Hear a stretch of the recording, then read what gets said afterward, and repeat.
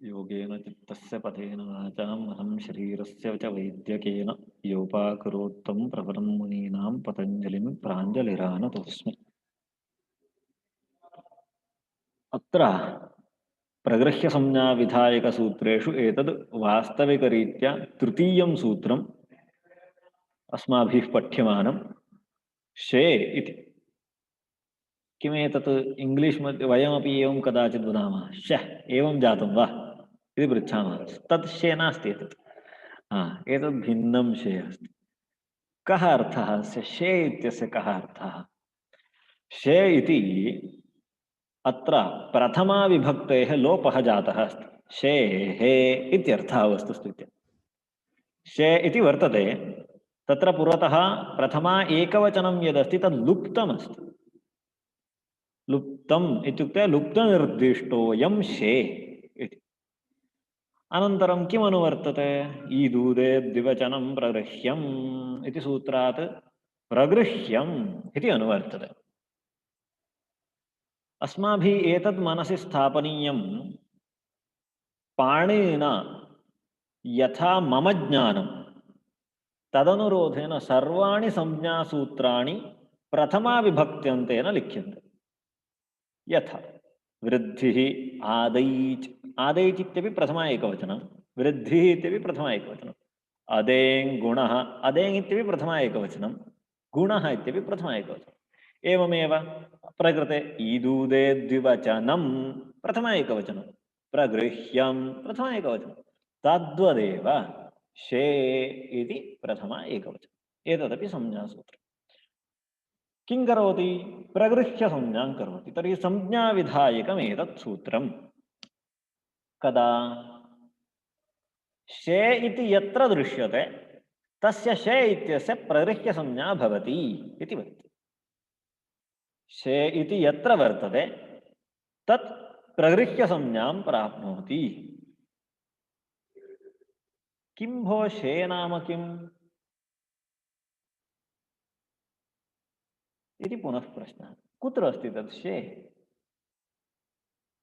कश्चन वदति हरीश शब्दः अस्ति, तस्य सप्तम एकवचनं किं भवति?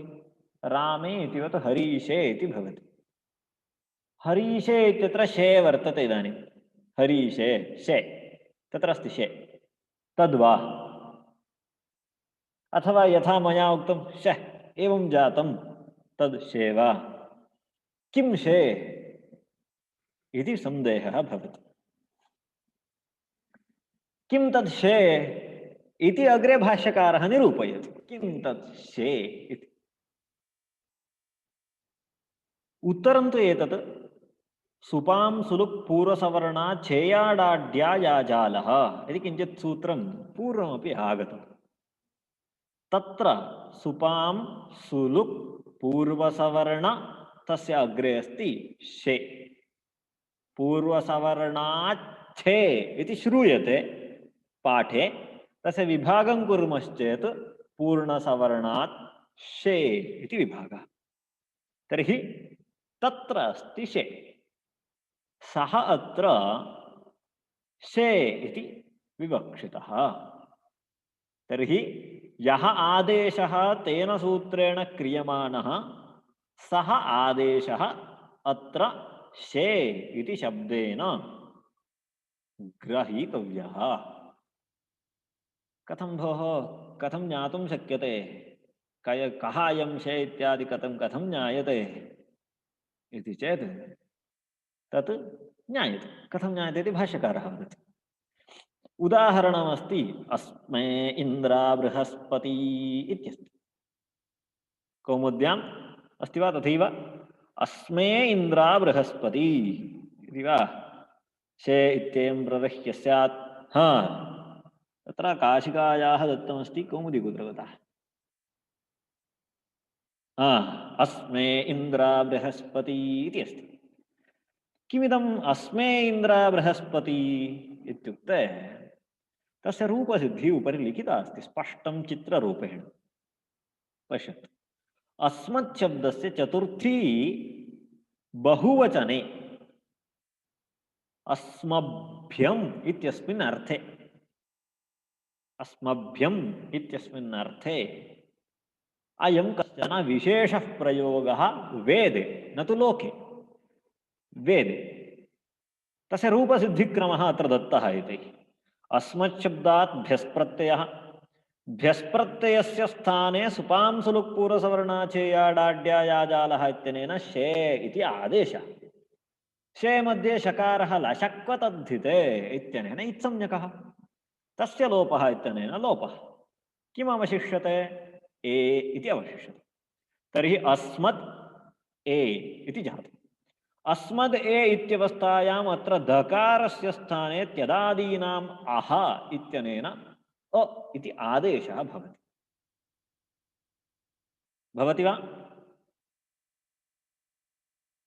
न भवति त्यदादीनामः इति सर्वनामकार्यमेकं विहितं तत्र एकं वार्तिकमस्ति द्विपर्यन्तानामेवेष्टि इति भाष्यकारः तत्र इच्छां प्रकटयति त्यदादीनामः इति सूत्रस्य तत्र कथमस्ति त्यदादिः इति कश्चन सर्वनामगणः त्यद् तद् यद् एतद् इदम् अदस् एकद्वि युष्मदस्मद् भवतु किम् इति पर्यन्तः तत्र त्यत् इत्यारभ्य अग्रे वर्तमानानां कृते अकारादेशः कर्तव्यः इति सूत्रमस्ति त्यदादीनामः इति सूत्रम् परन्तु भाष्यकारः तत्र किञ्चित् नियमं करोति द्वि इत्यस्मात् प्राग्ये सन्ति तेषामेव त्यदादीनामः भवति अन्येषां कृते न भवति इति नियमं करोति कथमस्ति युष्मदस्मद् भवतु किम् इत्येतत् सर्वं द्वि इत्यस्य अग्रे अस्ति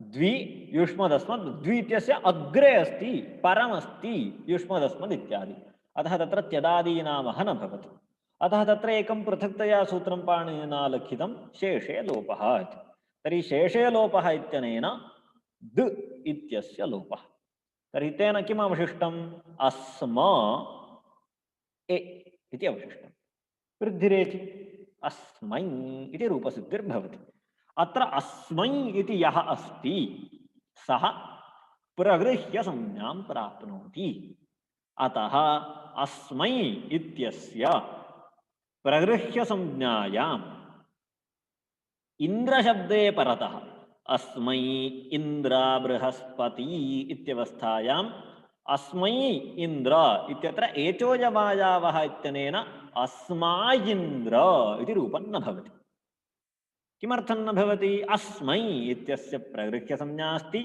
प्रगृह्य संज्ञा अस्ति चेत् प्लुतः प्रगृह्य अचि नित्यम् इति प्रकृतिभावो भवति तर्हि अस्मै इत्यस्य कः अर्थः अस्मभ्यम् इत्यर्थः अस्मभ्यम् इत्यस्य रूपसिद्धिः लोके भवति अस्मै इति छन्दसि भवति अतः किं सूत्रं तत् सुपां सुलुक् पूर्वसवर्णाच्छेयाडाड्यायाजालः इति सूत्रम् तेन सूत्रेण यः शे इति आदेशः विधीयते सः प्रगृह्य संज्ञां प्राप्नोति इति भाष्यस्य पूर्णस्य आशयं मनसि निधाय लिखितः अर्थः परन्तु संशयस्तु तथैव भवति किमर्थं हरीशे इत्यत्र न भवति भोः यतोहि तत्रापि अस्ति हरीशे हरीशे हरीशे शब्दे हरीशे शे अस्ति तत्र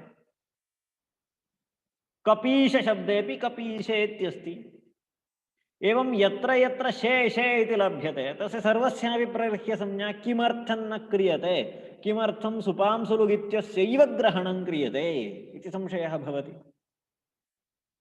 इति एतत् सर्वं संशयं पुरतः संस्थाप्य निर्णयं साधयति भाष्यकारः अतः वयमिदानीं भाष्यं प्रविशामः सूत्रार्थः अस्ति शे इत्ययं प्रगृह्य संज्ञः स्यात् इति तर्हि शे इत्यस्य प्रगृह्य संज्ञा भवति इत्युक्तं कः अयं शे इति अत्र इदानीं सन्देहः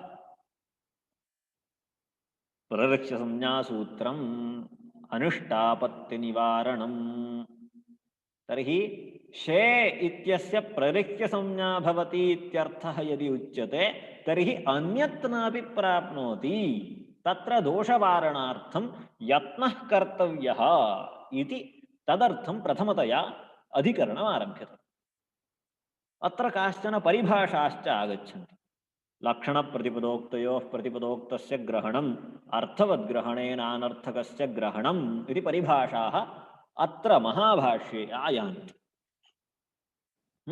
तर्हि भाष्ये प्रविशामः। शे प्रश्नः उदेति, इह कस्मान्न भवति काशे कुशे वंशे इति। पश्यन्तु, सर्वत्रापि अत्र शे शे शे अस्ति। तर्हि सर्वत्रापि शे इत्यस्य सद्भावात् प्रश्नः उदेति, किमर्थम् अत्र प्रगृह्य संज्ञा न क्रियते। काशशब्दस्य सप्तम्येकवचनं, कुशशब्दस्य सप्तम्येकवचनं, वंशशब्दस्य सप्तम्येकवचनं, सर्वत्र रूपं भवति काशे कुशे शेषे इति अस्ति। तर्हि शे इत्यस्य प्रगृह्य संज्ञा भवति इति भवता यदि उच्यते, तर्हि अत्रापि शे अस्ति, तर्हि प्रगृह्य संज्ञा अत्रापि स्यात्। तदानीं प्रकृतिभावः एव सर्वत्र कृतः भवेत् इति दोषः। सः दोषः अस्ति, दोषः भवति इति कृत्वा प्रश्नः, अत्र किमर्थं शे इत्यनेन प्रगृह्य संज्ञा न भवति इति। किमर्थं न भवति इत्यस्य उत्तरं यच्छति। प्रथमतया परिभाषा आरभ्यते शे अर्थवद्ग्रहणात्। शे अर्थवद्ग्रहणात्, अर्थवतः शे शब्दस्य ग्रहणं न च एषः अर्थवान् इति वदति। परिभाषायाः स्वरूपम् अर्थवद्ग्रहणे न अनर्थकस्य इति परिभाषायाः स्वरूपम्। अर्थवद्ग्रहणे नानर्थकस्य इति। यथा भवताम् एत्येधत्यूत्सु इति सूत्रपठनकाले सिद्धान्तकौमुद्यां कश्चन विषयः उक्तः अस्ति। अद्य पश्यन्तु, तत्र प्रऊढ इत्यवस्थायां प्रादुहोडोढ्येषैष्येषु इति वार्तिकेन वृद्धिर्भवति, तेन प्रौढः इति रूपं सिद्ध्यति। सत्यं वा? प्रशब्दात् ऊढशब्दे परतः वृद्धौ कृतायां प्रौढः इति रूपं सिद्ध्यति।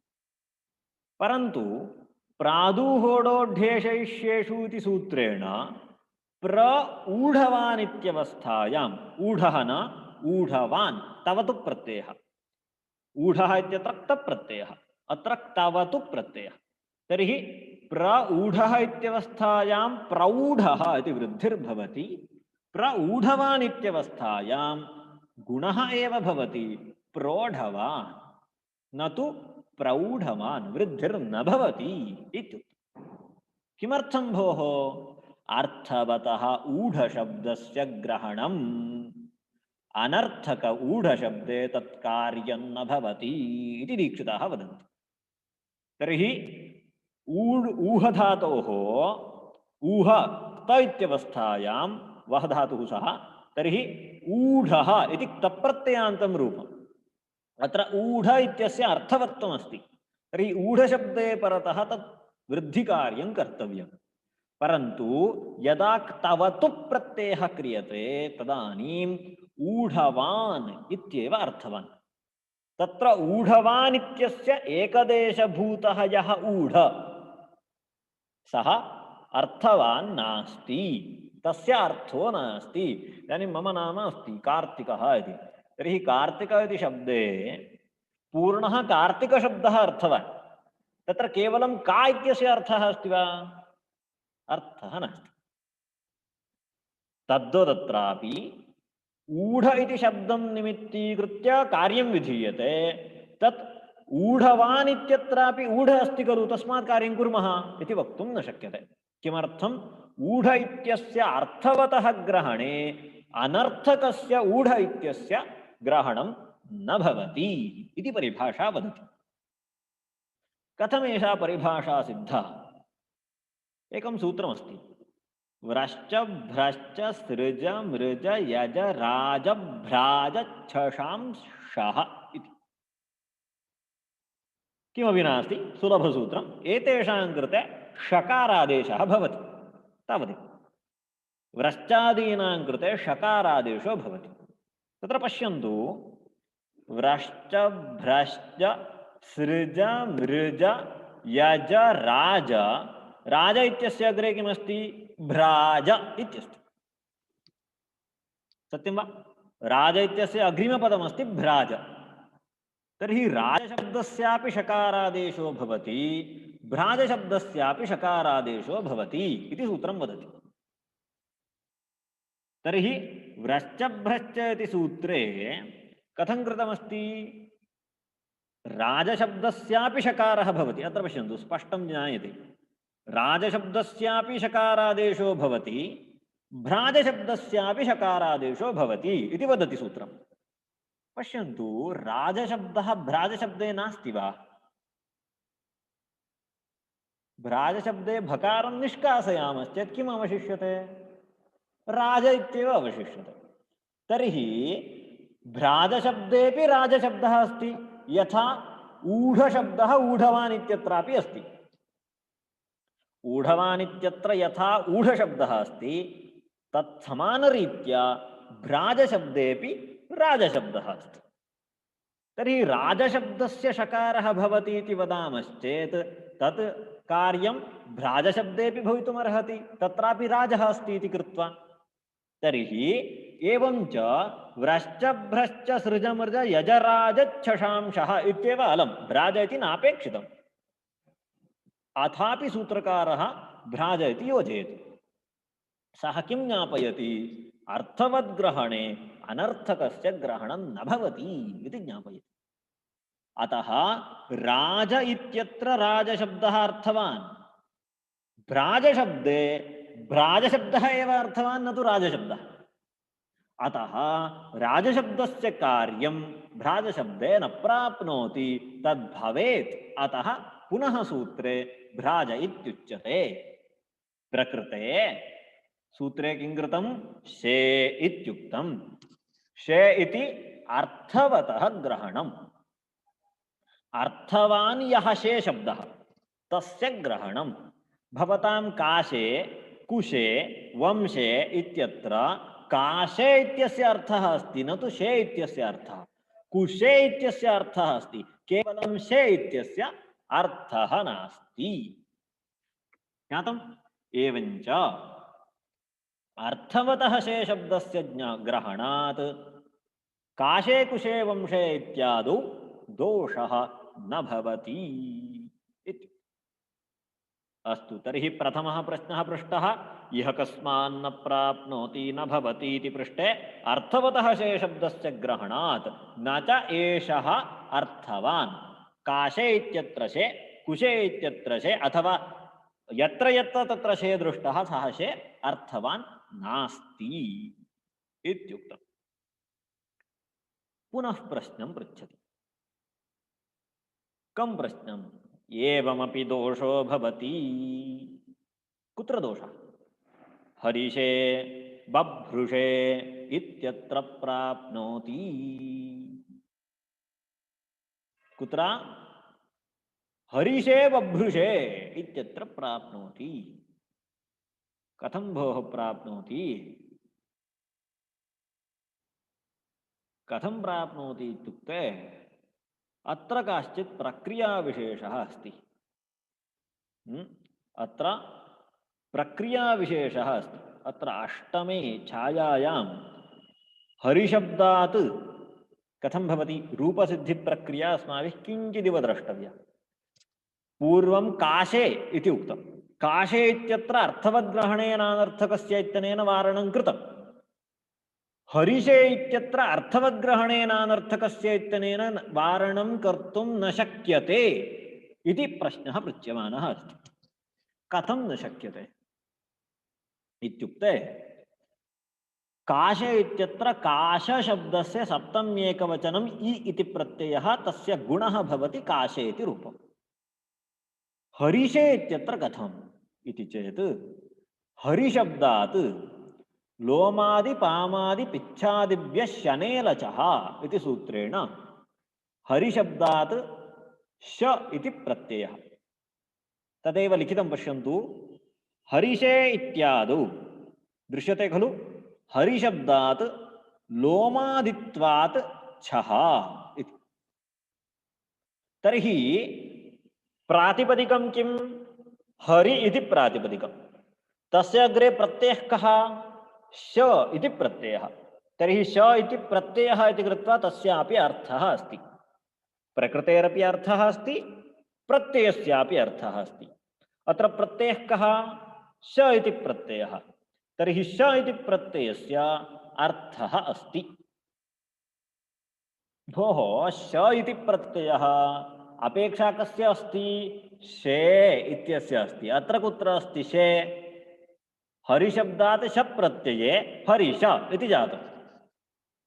हरिशे कुत्र अस्ति? शे अपेक्षितम् अस्माकं कृते। शे इति अर्थवान् अपेक्षितः। दर्शयतु कथं भवति इति। इत्युक्ते सः पुनः वदति हरिशब्दात् श इति प्रत्ययः, तस्य अग्रे पुनः सप्तम्येकवचनस्य ङि इति प्रत्ययः। सप्तम्येकवचनस्य ङि इति प्रत्ययः। तर्हि इदानीं ङि इति प्रत्ययः अधिकरणमिति अर्थं वदति इति कृत्वा ङि इति प्रत्ययः अर्थवान्। श इति अयं लोमादित्वाद् विहितः श प्रत्ययः इति कृत्वा सः श प्रत्ययः अपि अर्थवान्। तर्हि श अपि अर्थवान्, इ अपि अर्थवान्। तयोः स्थाने श इ मिलित्वा गुणः भूत्वा शे इति भवति। अत्र इदानीं शे इति अर्थवान् लभ्यते। कथं लभ्यते? श इत्यस्याप्यर्थः अस्ति, ए इत्यस्यापि अर्थः अस्ति। तयोः योजनेन जातस्य शे इत्यस्यापि अर्थः अस्ति। अतः हरिशे इत्यत्र अर्थवान् शे शब्दः लभ्यते। अतः तत्रापि प्रगृह्य संज्ञा प्राप्नोति इति दोषः।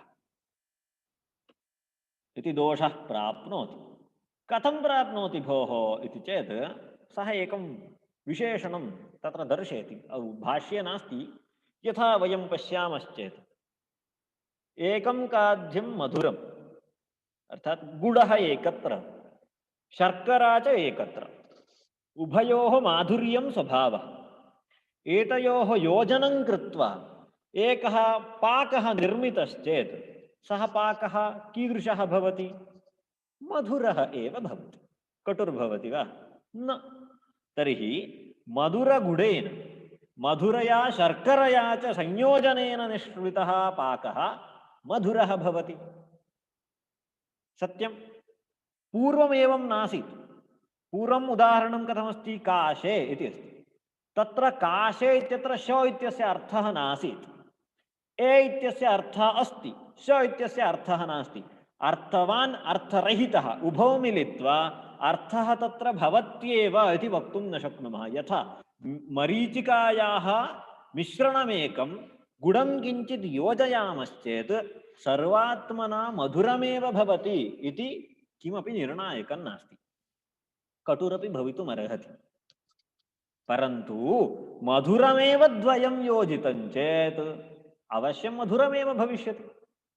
तद्वदत्रापि श इत्यपि अर्थवान्, ए इत्यपि अर्थवान्, अनयोर्योजनेन यः सम्पन्नः शे इति सः अपि अर्थवानेव, उभयोः अर्थवत्वात् इति प्रश्नकर्ता ब्रिलियण्ट् अस्ति। अत्र सम्यक् प्रश्नं पृष्टवान्। तर्हि हरिषे बभ्रुषे इत्यत्र शे इति अर्थवान् लभ्यते। अतः प्रगृह्य संज्ञा तत्रापि प्राप्नोति। प्राप्नोति इति वक्तुः कः आशयः? तत्र नेष्ट प्रगृह्य संज्ञा, अथापि प्राप्नोति इति दोषः। तदानीं समाधानं करोति भाष्यकारः। लक्षणप्रतिपदोक्तयोः प्रतिपदोक्तस्यैव इत्येवन्न भविष्यति। लक्षणप्रतिपदोक्तयोः प्रतिपदोक्तस्य ग्रहणम् इति एका परिभाषा अस्ति। लक्षणम् इत्युक्ते लाक्षणिकम् इत्यर्थः। लक्षणशब्दः अत्र लाक्षणिकपरः। लाक्षणिकं नाम सूत्रप्रवृत्तेरनन्तरं यद् निष्पद्यते तद्भवति लाक्षणिकम्।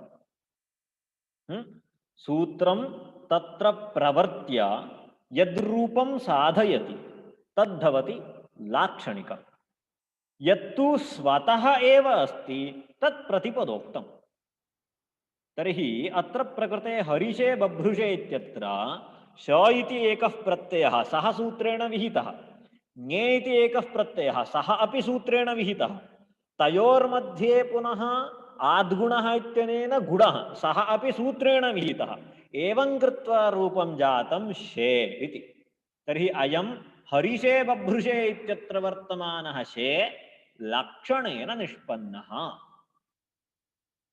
तर्हि लक्षणेन निष्पन्नस्य प्रतिपदोक्तस्य उभयोर्मध्ये कस्य ग्रहणं कर्तव्यं भोः इति प्रश्ने प्रतिपदोक्तस्यैव ग्रहणं कर्तव्यं, लाक्षणिकस्य ग्रहणं न कर्तव्यम् इति एका परिभाषा वदति। तर्हि अत्र इष्टसिद्धिर्जाता। हरिषे बभ्रुषे इत्यत्र शे इति अयं लाक्षणिकः। अस्मै इन्द्र बृहस्पति इत्यत्र तावत् साक्षात् शे इत्येव उक्तः सः। तस्मात् लक्षणप्रतिपदोक्तयोः प्रतिपदोक्तस्य ग्रहणमिति परिभाषया प्रतिपदोक्तस्य ग्रहणं भवति, अत्र उक्तस्य हरिषे बभ्रुषे इत्यस्य ग्रहणं न भवति इति दोषः वारितः इति एकं समाधानं भाष्यकारेण दत्तं। तदानीं पुनः भाष्यकारस्य एषा शैली भवति, एकं समाधानं दत्वा कदाचित् द्वितीयमपि समाधानं यच्छति, कदाचित् तृतीयं, कदाचित् चतुर्थम्, एवं पञ्चषड् समाधानानि यच्छति एकस्य कृते एव। पूर्वं भवन्तः वृद्धिरादेत् संज्ञासूत्रभाष्यं पश्यन्ति चेत् तत्र एकस्य कृते एव किं चतुष्टयं वा पञ्चसमाधानं यच्छति। अथवा प्रथम पष्पशान्निके सिद्धे शब्दार्थसम्बन्धे इत्यत्र सिद्धशब्दस्य कः अर्थः इति विवरणार्थं पञ्चषड् अर्थान् वदति, पञ्चषड् समाधानानि दर्शयति। एवमेव अत्रापि भाष्यकारः द्वितीयं समाधानं यच्छति, अथवा पुनरस्तु अर्थवद्ग्रहणेनानर्थकस्य इत्येव। भोः लक्षणप्रतिपदोक्तपरिभाषां स्वीकृत्य हरिषे बभ्रुषे इत्यत्र दोषः वारणीयः इत्येव नास्ति। कथं वारयति तर्हि? अर्थवद्ग्रहणेन अनर्थकस्य इत्यनेनैव वारणं भवति। वैभो कथं वारणं भोः? श इत्यपि अर्थवान्, ए इत्यपि अर्थवान्, अनयोर्योजनेन निष्पन्नः शे इत्यपि अर्थवान् एव खलु भवति। तर्हि अर्थवतः समुदायः, अर्थवतोः प्रत्ययोः समुदायः अर्थवान् एव भवति। तर्हि कथं भवान् अर्थवद्ग्रहणेन अनर्थकस्य इत्यनेन वारणं कर्तुं शक्नोति इति प्रश्ने सम्यगेकं वदति, पश्यन्तु। एकः अत्र विभक्त्यर्थेन अर्थवान्, अपरः तद्धितार्थेन। भोः एतौ द्वावपि भिन्नौ भिन्नौ भोः। श इति तद्धितप्रत्ययः, तर्हि तद्धितार्थः मत्वर्थः तस्य मत्वर्थीयः प्रत्ययः तदस्यास्त्यस्मिन्निति मतुप् इति। तर्हि मत्वर्थीयः सः प्रत्ययः, मत्वर्थः श इत्यस्य, ए इत्यस्य विभक्त्यर्थः, विभक्तेः अधिकरणमित्यर्थः। अस्य अर्थः एव भिन्नः, अस्य अर्थः एव भिन्नः, उभयोः अन्यार्थकयोः योगः अर्थवान् भवति इति कोऽपि नियमः एव नास्ति। तदेव पश्यन्तु, समुदायो अनर्थकः इति लिखति। सत्यं भवता यथा उक्तं श इति अर्थवान्, ए इति अर्थवान्, परन्तु अनयोर्योगेन यः निष्पन्नः शे इति सः अर्थवान् नास्ति। अतः तत्र मया केन वारणं कर्तुं शक्यते? अर्थवद्ग्रहणेन अनर्थकस्य इत्यनेनैव वारणं कर्तुं शक्यते।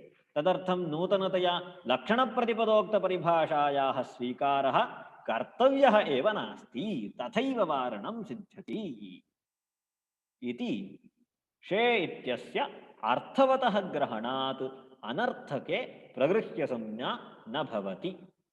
अस्मै इन्द्र बृहस्पति इत्यत्र तावत् इदं तत्र किं कृतम्? अस्मत् शब्दात् पुरतः भ्यम् इति भ्यस्सिति प्रत्ययः, तस्य भ्यसः स्थाने सुपांसुलुग् इत्यादिना शे इत्येव आदेशः।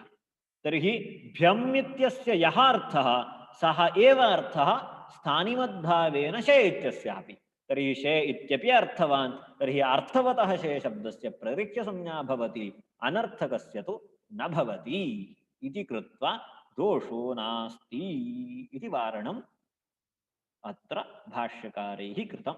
तस्मात् दोषरहितत्वात् शे इति सूत्रं साधु भवति शे इत्ययं प्रगृह्य संज्ञको भवति इति। अत्र किञ्चित् कैयटः लिखति पश्यन्तु। उदाहरणं दर्शयति सः। अर्थवत्समुदायस्यापि कस्याञ्चित् अनर्थक्यम् अर्थवतोः समुदायः अपि कदाचित् अनर्थको भवति। यथा दश शब्दः अर्थवान् वा न वा? अर्थवान्। दाडिम शब्दः अर्थवान् वा न वा? अर्थवान्।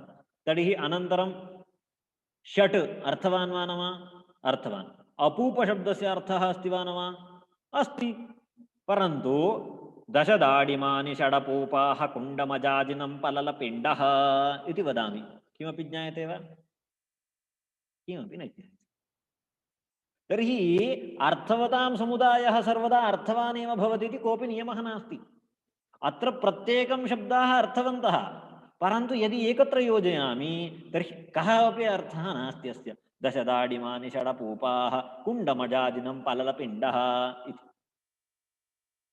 तर्हि अर्थवतां समुदायः सर्वदा अर्थवान् एव भवति इति कोऽपि नियमः नास्ति। अतः अत्र कैयटः अग्रे लिखति पश्यन्तु।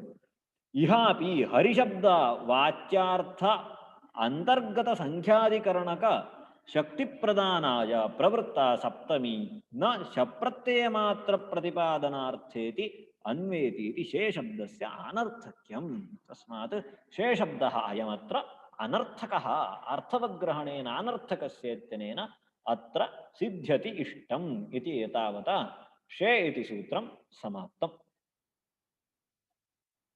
अग्रिमभागः अस्ति निपात एका जना इति सूत्रम्। तत्रापि केचन विशेषविषयाः सन्ति, किमपि नूतनं ज्ञाप्यते तस्यामपि परिभाषायाम्। अतः तत्सर्वं वयम् अग्रिमभागे पश्यामः।